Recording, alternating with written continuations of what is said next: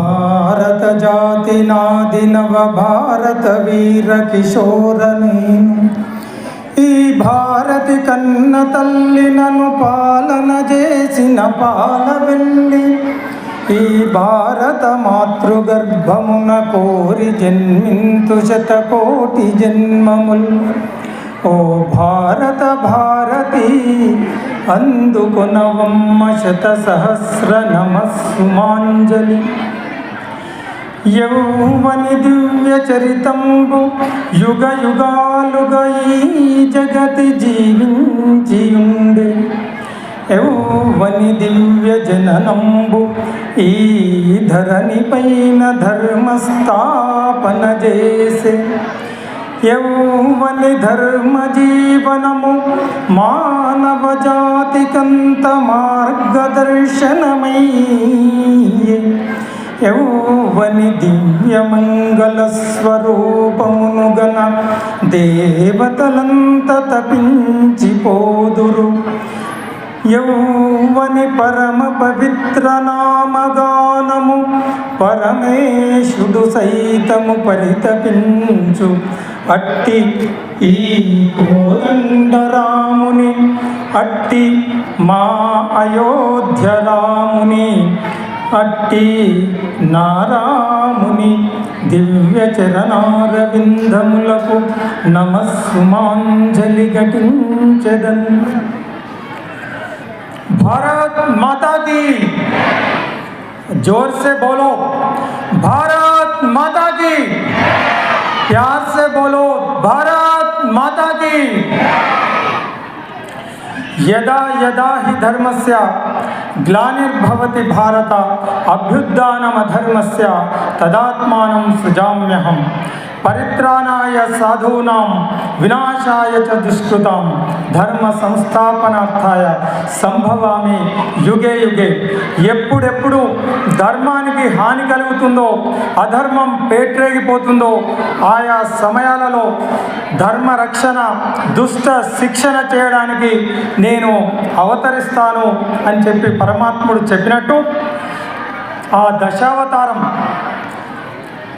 ఆ కలికి దశావతారమే ఈ దేశాన్ని, ఈ ధర్మాన్ని కాపాడడానికి వచ్చినటువంటి ఆ దశావతారమే, ఆ కలికి అవతారమే రాష్ట్రీయ స్వయం సేవక్ సంఘ్. మిత్రులారా, ఆర్ఎస్ఎస్ శత జయంతి ఉత్సవ సందర్భంగా ఏర్పాటు చేసుకున్నటువంటి ఈ చారిత్రాత్మక హిందూ సమ్మేళనానికి విచ్చేసినటువంటి అతిరథ మహారథులు, ఆహుతులు, ఆహ్వానితులు, ఆత్మీయ హిందూ బంధువులందరికీ ఈ సాయంకాల శుభాభినందనలు, శుభాకాంక్షలు. సంఘటనం ఒక యజ్ఞం సమిదగమన జీవనం భరతమాత పాదాలకు మూవలం. ఆమె మోము పైన చిరునవ్వులం గలగల పారే ఆ జలపాతం నిలిచిందా తన కోసం ఏనాడైనా. మిలమిల మెరిసే ఒక అగ్నికణం మిగిలిందా తన కోసం ఏ క్షణమైనా. తరతరాల భారతీయ తాపసులది ఈ మార్గం, ఆత్మలో నివేదనం అమ్మకు నీరాజనం. భూమి పొరలలో పురుడును పోసే రైతు రాసాడా తన పేరును ఏనాడైనా. ఆ జన్మాంతం సేవలు చేసే తల్లి అడిగిందా ఆనవాలు ఏనాడైనా. అనామికత సందేశం హైందవ జీవన సారం, జనని జన్మ కారణం జన్మభూమి దీరుణం. అనామికత సందేశం హైందవ జీవన సారం.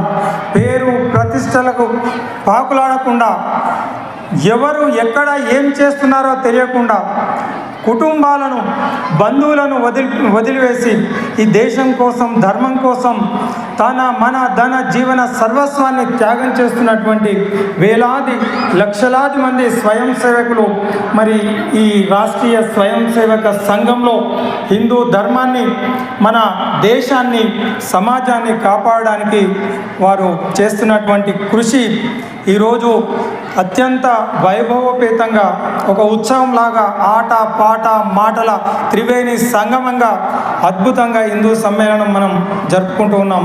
మిత్రులారా,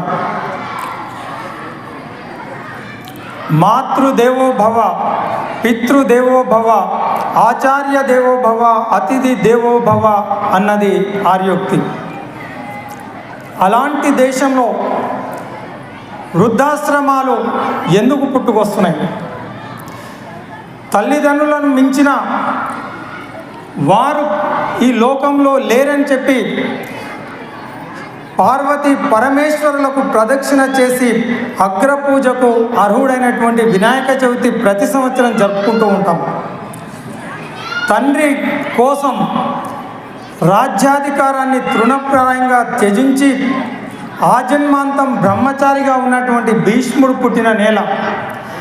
తండ్రి మాట నిలబెట్టడానికి 14 సంవత్సరాలు అరణ్యవాసం చేసినటువంటి శ్రీరామచంద్రుడు ఉన్నటువంటి ఈ పవిత్రమైన భూమి.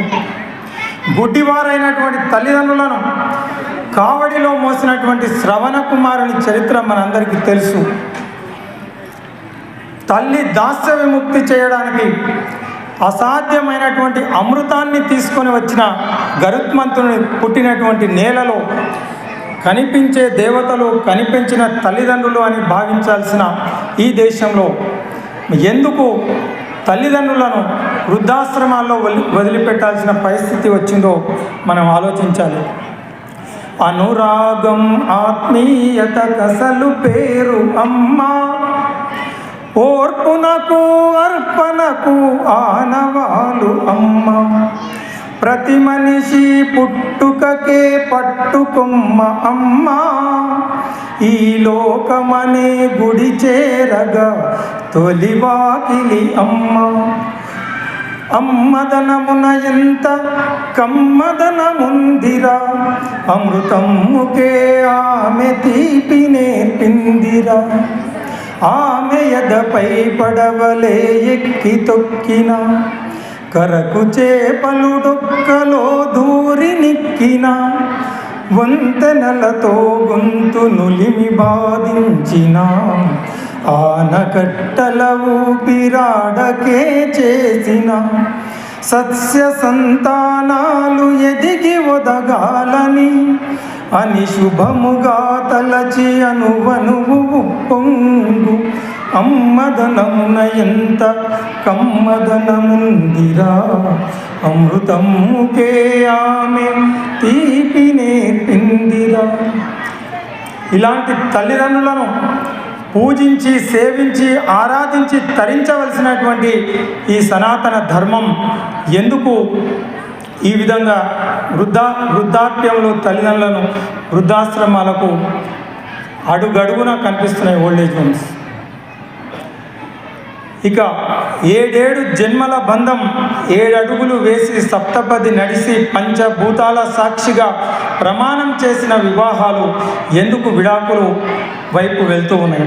మిత్రులారా, హైదరాబాద్లో 3000 విడాకుల కేసులు, divorce cases are pending in exclusively only in Hyderabad. ఈరోజు మీరు గూగుల్ సెర్చ్ చేయండి. విడాకులు హిందూ ధర్మంలో ఆ మాటనే లేదు. కుష్టు రోగం వచ్చినటువంటి భర్తను నెత్తి మీద పెట్టుకొని మోసింది సుమతి తల్లి. అహల్య ఘోరమైనటువంటి తప్పు చేసినప్పటికీ గౌతముడు విడాకులు తీసుకోలేదు. తర్వాత కలిసి సహజీవనం చేయడం జరిగింది. ఈ దేశంలో విడాకులన్న శబ్దము ఎక్కడి నుంచి వచ్చిందో అర్థం కాదు. మనం ఆలోచించవలసిన అవసరం ఉంది. మిత్రులారా, ఈ మధ్య మా మిత్రులు ఒకరు అమెరికా వెళ్తూ ఉంటే ప్లేన్లో పక్కన ఒక యూరోపియన్ అమ్మాయి కూర్చుందట. హనుమంత్ రెడ్డి గారు అని వాళ్ళ భార్య, ఆయన అమెరికా వెళ్తూ ఉన్నారు. అయితే వాళ్ళ భార్య నిద్రపోయింది. పక్కన ఉన్నటువంటి అమ్మాయి పరిచయం చేసుకుంటూ ఎవరైనా మీరు అని చెప్పి పరిచయం చేసుకున్న తర్వాత, if you don't mind may I ask you, when did you get your first marriage అని అడిగినాడు. మీ మొదటి పెళ్ళి ఎప్పుడైందని. ఈయనకు అప్పుడే గుండెలో బాంబు వేసినట్టు అయిపోయింది. మొదటి పెళ్ళి ఎందుకు, ఏదో సినిమాలో ఒక జోక్ ఉంటుంది, వాడు కవిత్వం రాస్తాడు, కావాలి మా చెల్లికి పెళ్ళి మళ్ళీ మళ్ళీ అని రాస్తే సపోర్ట్ కొడుతుంటారు. ఇది ఎక్కడ దరిద్రం ఆయన. మన దేశంలో పెళ్ళి అంటే 7 జన్మల బంధం. ఈ జన్మకే కాదు, వచ్చే 7 జన్మలకు కూడా భార్యాభర్తలుగా మేమే ఉంటామని చెప్పి ప్రమాణం చేసి మనం పెళ్ళి చేసుకుంటే, ఈ అమ్మాయి ఏంది ఇట్లా అడుగుతుందంటే అక్కడ ఉన్నటువంటి సంస్కృతి అది. ఈయన అన్నట, అసలు నా జీవితంలో జరిగింది ఒకటే పెళ్ళమ్మ, మళ్ళీ పెళ్ళి అనేది ఉండదు. This is the only marriage that took place 50 years back అంటే, so since last 50 years you have been living with the same lady. ఈయనతో నువ్వు 50 ఏళ్ళ నుంచి ఎట్లా ఉంటున్నావు అని అడిగినట్టు. అంటే మిత్రులారా, అది భారతదేశానికి యూరోప్ ప్రపంచానికి ఉన్నటువంటి తేడా.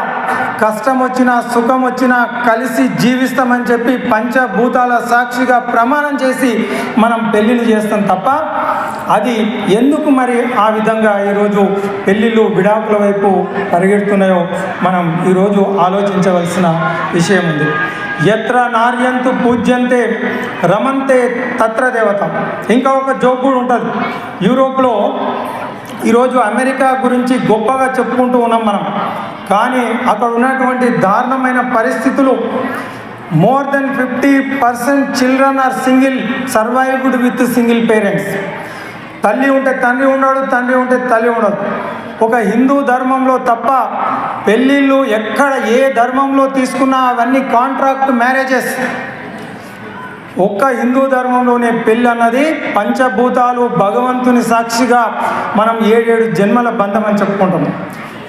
ఈరోజు ఈ విధంగా your children and my children are quarrelling with our children, ఇలాంటి దరిద్రమైన పరిస్థితి బయట ఉండొచ్చు, కానీ మన దగ్గర అలాంటిది ఉండదు.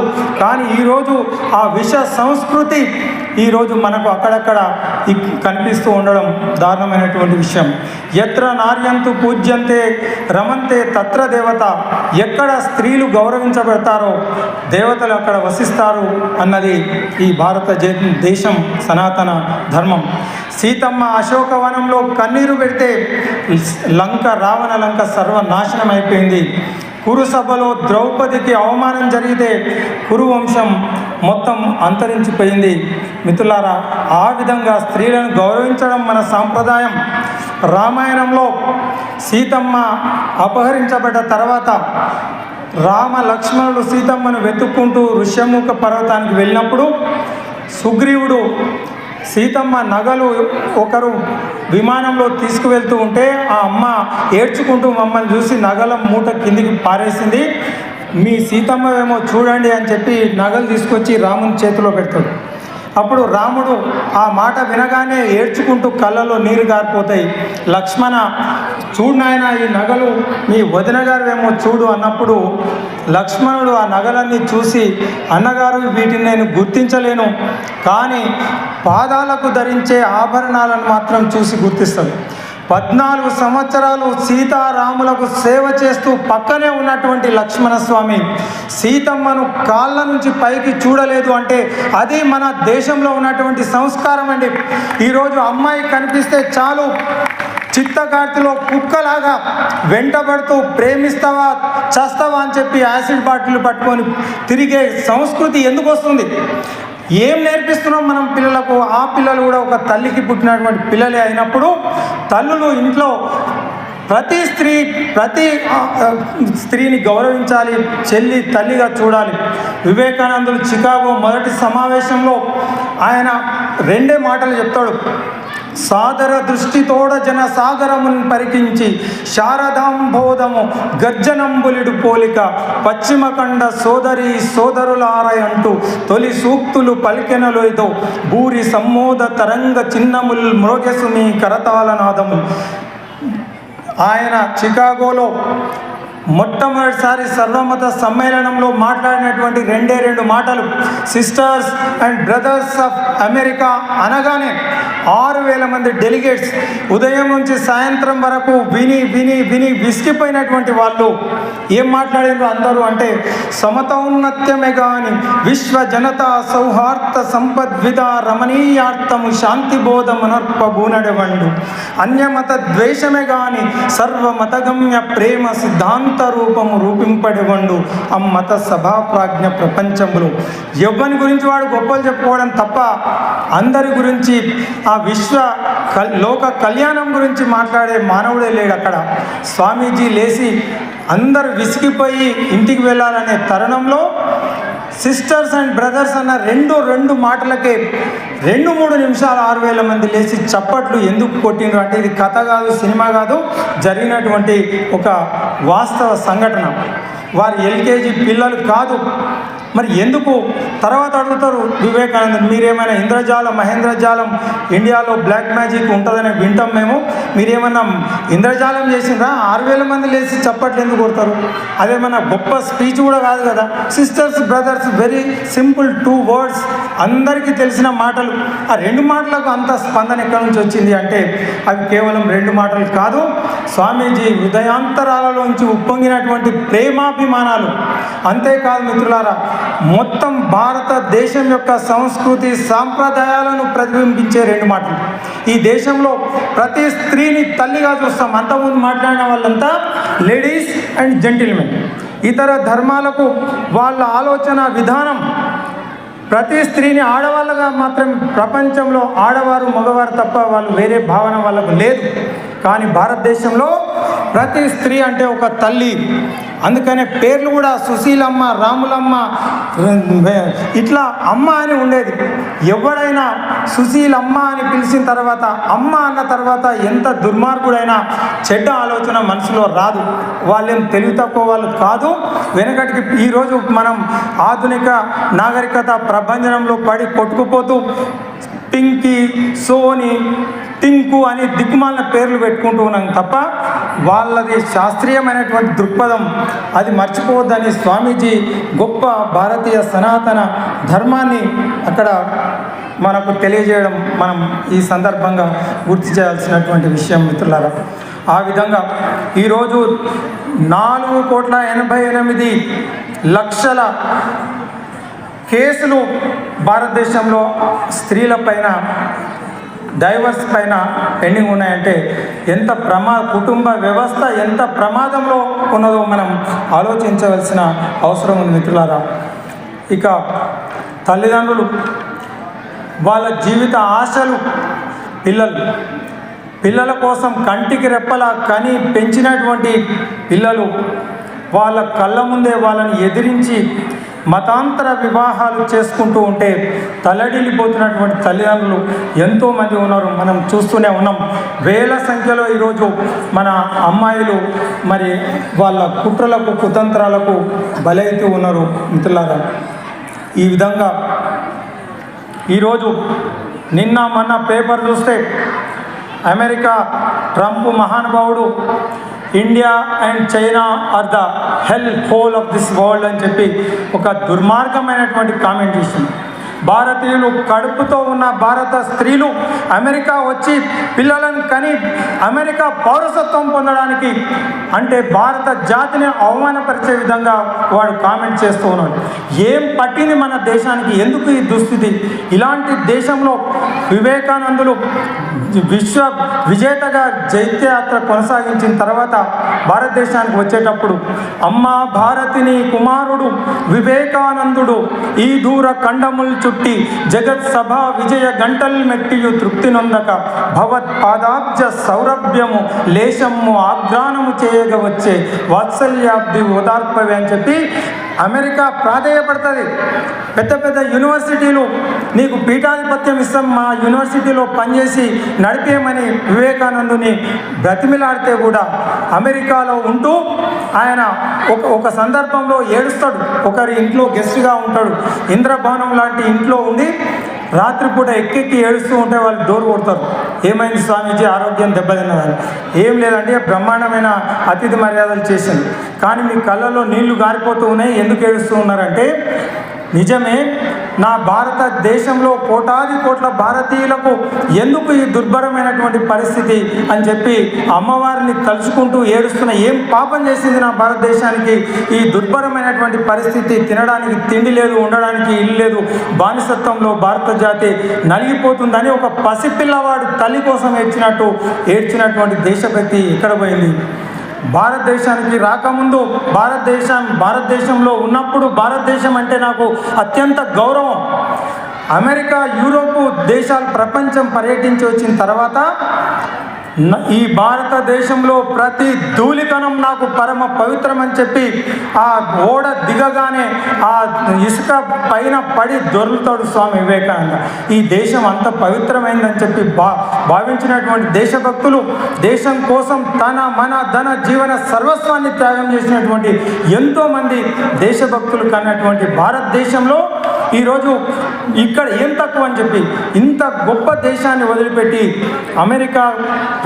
అమెరికాకు వెళ్ళడానికి నానా ప్రయాసపడుతున్నటువంటి యువతరం ఈరోజు ఆలోచన ధోరణి మార్చుకోవాల్సిన అవసరం ఉంది. రావణ సంహారం జరిగిన తర్వాత ప్రపంచంలోని అత్యంత సుసంపన్నమైన సుందరమైనటువంటి నగరం లంకా నగరం. విశ్వకర్మ పార్వతి కోసం సృష్టించి ఇచ్చినటువంటి నగరం. బంగారు ప్రాకారాలు, రత్నాలు, మనులు ముగ్గులుగా వేసినటువంటి లంకా నగరం. అలాంటి లంకా నగరం రావణుని చంపిన తర్వాత రాముని సొంతం. ధర్మం ప్రకారం ఎవరు జయిస్తే వాళ్ళకే రాజ్యం సొంతం. లక్ష్మణుడికి ఆ లంకను చూసిన తర్వాత ఇష్టం అనిపిస్తుంది. రామునితో అంటాడు, అన్న ఈ సుందరమైనటువంటి సువర్ణ లంకను మనమే ఉంచేసుకుంటే బాగుంటుంది కదా అని. అప్పుడు రామచంద్రుడు చెప్పినటువంటి మాట ఆనాటికి ఈనాటికి ఏనాటికి ప్రతి దేశానికి దేశభక్తికి అది ప్రతిరూపంగా నిలుస్తూ ఉంది. అపి స్వర్ణమయ లంక లక్ష్మణ నరోచతే. ఎందుకంటే జనని జన్మభూమిచ్చ స్వర్గాదపి గరీయసి. మేలిమి బంగారమే కావచ్చు లంకా నగరం, ఇది మనకు అవసరం లేదు తమ్ముడా. ఎందుకంటే మన జనని జన్మభూమి స్వర్గం కంటే గొప్పది. అయోధ్యను మించినటువంటిది మనకు మరొకటి లేదు. అయోధ్య అంటే సంపదలు, సిరి సంపదలతోనే కాదు. అయోధ్య అంటే యుద్ధం లేనటువంటిది. అక్కడ ప్రజలు అన్నదమ్ములాగా కలిసి ఉండేది అయోధ్య. ఇళ్లకు తాళాలు అనేది అయోధ్యలో మీరు రామాయణం చూస్తే ఇంటికి తాళం వేసే కర్మ అక్కడ లేదు. అందుకని అయోధ్య లాంటి మన భారతదేశాన్ని మనం మర్చిపోవద్దు మిత్రులారా. సమయం తక్కువ ఉందని చెప్తూ ఉన్నారు. చెప్పాల్సిన విషయాలు చాలా ఉన్నాయి. 2-3 నిమిషాలలో నేను క్లుప్తంగా ముగించే ప్రయత్నం చేస్తాను మిత్రులారా. ఈ విధంగా ఈ పరిణామాలు ఎందుకు వస్తున్నాయో మనం ఆలోచించాలి. ఒకప్పుడు భారతదేశం ఎట్లా ఉంది? అచ్చపు చీకటింట్ల పొరులాడుచునుండ ప్రపంచమెల్ల నీ పచ్చని తల్లి గుమ్మములపై వెలిగన్ మణిదీపికల్ కనన్ వచ్చిన ఖండ ఖండముల వారికి తీరునట్లుగా బిచ్చము పెట్టే భారత సవిత్రి ప్రియంబున 2 చేతులను. శాంతి నివాసం సమరసత సందేశం సకల కళానిలయం సర్వ వేద వేదాంత జ్ఞానతత్వం సకల శుభకర శ్రీకర మందారం శ్రీకాంత శ్రీమంత హేమంతం. ఇది మానవ సుందర స్వర్ణ భారతం. ఇది మానవ సుందర స్వర్ణ భారతం. అంగట్లో రతనాలు అమ్మినారట ఇచ్చట, అగ్గిపెట్టెలో పట్టు చీరలల్లారట, రాతిలో రాగాలు పలికించినారట, రాగాలతో రాళ్ళు కరిగించినారట. ఒక పక్షికాహారముగా తన రక్త మాంసాలు కోసి ఇచ్చిన శిబిదాతలున్నారచట. సత్యవాక్ పాలనకు సామ్రాజ్యమును వీడి సతి సుతుల నమ్మేటి హరిశ్చంద్రులున్నారచట. పితృవాక్ పాలనకు ధర్మ సంస్థాపనకు అడవులకు వెళ్ళే రఘురాములున్నారిచట. కర్మానుసరణకు కైవల్య ప్రాప్తికి గీత బోధించే గోవిందులున్నారిచట. ఇది అద్భుతమైనటువంటి సుందర సువర్ణ భారతాన్ని దోచుకోవడానికి మరి ఎంతోమంది యవనులు, యూదులు, తురుష్కులు, మహమ్మదీయులు, ఫ్రెంచి వారు, డచ్చి వారు, బ్రిటిష్ వారు ఎందరో ఈ దేశం పైన దాడులు చేసిండ్రు. అవసరమైంది దోచుకొని పోయినరు. కొందరు ఈ జాతి జీవన స్రవంతిలో కలిసి అపురూపమైన మన సంస్కృతి సాంప్రదాయాలను మంటగలిపే ప్రయత్నం చేసిన మిత్రులారా. అయినా కాసిం నుంచి సింధు రాజ్యం మీద 7వ శతాబ్దంలో కాసిం దండయాత్ర నుంచి 10వ శతాబ్దంలో గజని 17 సార్లు దండయాత్ర నుంచి గోరీ, ఆ తర్వాత మొఘల్స్ వరకు గోరీ భారతదేశం మీద దండయాత్ర చేసి ఉత్తర భారతదేశంలో వేలాది టెంపుల్స్ను ధ్వంసం చేసిన తర్వాత 60,000 కిలోల బంగారం, మీరు గూగుల్లో కొడితే తెలుస్తుంది, 60,000 కిలోల బంగారం, 60,000 kgs బంగారాన్ని తీసుకోవడం కాదు, కాశీ నగరాన్ని దోసుకొని మరి వేల సంఖ్యలో ఒంటెల మీద సంపదను తరలించుకొని పోయిన ఒక గోరి. ఇట్లా వేల మంది దండయాత్రలు చేసి ఈ సుందర సువర్ణ అంగట్లో రతనాలు పోసినటువంటి రత్నగర్భ జగద్గురువు భారతదేశాన్ని దోచుకున్న వాళ్ళు ఎంతోమంది అయితే, మరి మనకు తగాదాలు సృష్టించి విభేదాలు కల్పించి జాతిని నిర్వీర్యం గావించి తమ కబంధ హస్తాలలో బంధించి 600 సంవత్సరాలు ముస్లింలు, 200 సంవత్సరాలు బ్రిటిష్ వాళ్ళు మనల్ని వాళ్ళ కబంధ హస్తాల్లో బానిసలుగా పరిపాలించినప్పటికీ ఈ దేశం ఈ సంస్కృతిని మార్చలేకపోయింది. కేవలం కొన్ని సంవత్సరాలలో ఈరోజు పర్షియా ఇరాన్గా ముస్లిం దేశంగా మారింది. కొన్ని యూదులు క్రైస్తవ దేశాలుగా మారినాయి. క్రైస్తవులు తర్వాత ఇస్లాం దేశములుగా ప్రపంచంలో మారిండ్రు. ఒకప్పటి గ్రీకు, ఈజిప్టు, రోమ్, బాబిలోనియన్ ఇలాంటి గొప్ప సంస్కృతులు ఈరోజు కాలగర్భంలో కలిసిపోయినప్పటికీ యుగ యుగాల నుంచి భారత సనాతన ధర్మం, హిందుత్వం సజీవ స్రవంతిలాగా కొనసాగుతూ ఉన్నది అంటే అది హిందుత్వం యొక్క గొప్పతనం. హిందుత్వం అంటే ఒక మతం కాదు, ఇది ఒక జీవన విధానం.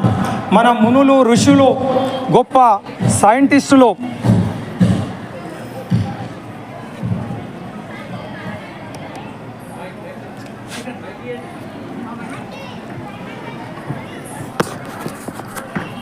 పనిచేస్తున్నారు. మిత్రులారా, మన మునులు, ఋషులు, సైంటిస్టులు మన ఆరోగ్యానికి, ఆనందానికి ఏది అవసరమో దాన్నే మన ఆచార వ్యవహారాలుగా, మన సంస్కృతి సాంప్రదాయాలుగా మనకు అందించడం జరిగింది. ప్రతి దాంట్లోనే సైన్స్ మాత్రమే ఉంది. అందుకే వివేకానందుడు చెప్పినట్టు test the religion in the lab then accept అని అంటారు. భారతదేశంలో ఉన్నదంతా సైన్సే, తెలుసుకోలేకపోతే అది మన మూర్ఖత్వం.